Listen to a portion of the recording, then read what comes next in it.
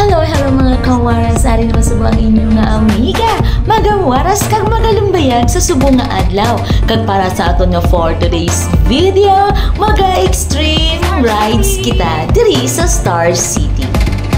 As we all remember, on October 2, 2019, just a few minutes after midnight, the amusement park caught on fire and 90% of the complex was damaged and it closed for reconstruction. But 2 years later, the rebuilt Star City was scheduled to open, but this was postponed again for a month due to the surge of COVID-19 cases. Star City is a popular amusement park here in Pasay in Manila, offering a variety of rides, attractions, and entertainment options for the whole family, with thrilling roller coaster, fun kiddie rides, and a unique indoor snow park. Star City has something to everyone. So ayan, super excited na yung mga bata na makapasok dito sa Star City. Matagal-tagal na rin na nakabalik kami dito sa Maynila. Almost I think mga 3 years ago na. Kasi nga nag-pandemic din. At ngayon, sinusulit talaga namin yung bakasyon namin. At ang Star City is isa sa mga gusto naming puntahan dito. Ito nga pala yung bagong ticket pass nila or ticket price nila.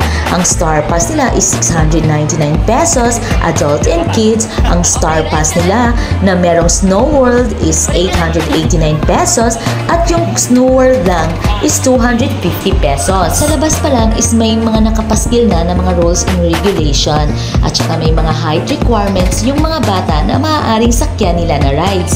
Kaya naman dahil ready na, let's go inside and fun is here! Ride all you can na nga pala yun guys, yung 699 pesos nyo. At yung Snow World lang talaga yung magbabayad kayo ng 250 pesos. At syempre, kapag birthday mo, pwede kang libre dito. Na ang Star City is isa sa pinakamalaki at pinaka-popular na all-weather air-conditioned amusement park in the Philippines. And hindi lang yan, the park caters to the young and the old with various indoor and outdoor fun games activities. In addition, there are coin-operated machine games, Snowland, Laser Blaster, Walk on Fire, at marami pang iba. The park is a wonderful escape from the monotonous routine of life, and it is visited by tourists, both locals alike.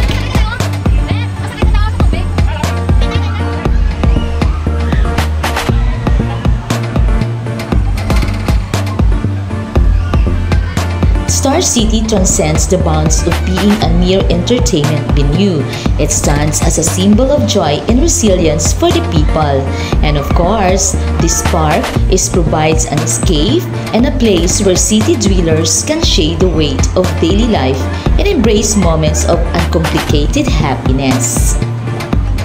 Imagine carousel spinning and children's laughter rising through the air, and a common sense since the park inception, Star City has burnt witness to the ebb and flow of the times, constantly reinventing itself to stay current and exciting.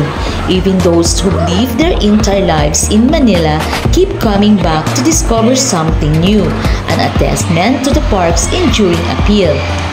Do you ever wonder what stories a place might tell if the walls could speak? Within Star City's confines, every ride, game boat, and food stand has a narrative woven into the broader tapestry of Manila culture and history. And syempre mga kawaras, ang storied histories ng Star City is as colorful as the lights adorning its rides at night, opening its doors in the late 20th century. Its evolution runs parallel with the growth of Manila itself, adapting and expanding through the decades. The amusement park has become an iconic landmark, serving as a backdrop to the lives of generations of families. Sigurado mag-e-enjoy talaga kayo dito mga kawaras. Have you ever felt the rush of the wind as a plummet down on the roller coaster track? Or the laughter bubbling out as you spin around on a classic merry-go-round? At Star City, these experiences are woven into the tapestry of countless memories. For local and tourists alike, it's a must-visit destination that captures the playful spirit of the city. As you can see mga kawaras, look at the roller coaster. Talagang mapapasigaw ka sa takot at kaba. Talaga nga naman mga kawaras, this is a great family-oriented park which is reasonably priced and a good atmosphere. Siyempre, ma-enjoy talaga natin ito kahit hindi tayo bata. At siyempre, kapag nagugutom ka, maraming mga food stalls and restos na nakapaligid sa park. This is really a great place to take children and for those teens to immerse themselves in a place that says fun, fun, fun. And the food was pretty good for a large amusement park and the attractions broad and varied with fun for all. Make sure you have a Star City on the list of places to see, especially if you have kids or a kid Hindi at lang heart. talaga mga rides yung mai-enjoy ng mga bata dito mga kawaras.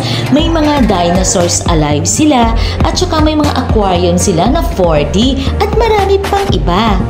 Kaya naman mga kawaras, kapag nandito kayo sa Maynila at magbabakasyon, i-bucket list nyo na ang Star City. Kasi dito nyo talaga mararamdaman yung pinakamasaya at pinaka-exciting na memories ng inyong pamilya. O diba, sulit na sulit yung 699 pesos ninyo dahil all rides, all you can na yan? At para naman sa ating tip kawaras, wear comfortable clothes and shoes for walking around the park. At syempre, magbisita kayo dito weekdays to avoid large crowds. And of course, be mindful of your belongings as crowded areas can attract pickpockets. Kaya naman, enjoy kayo dito pag pumunta kayo. Goodbye!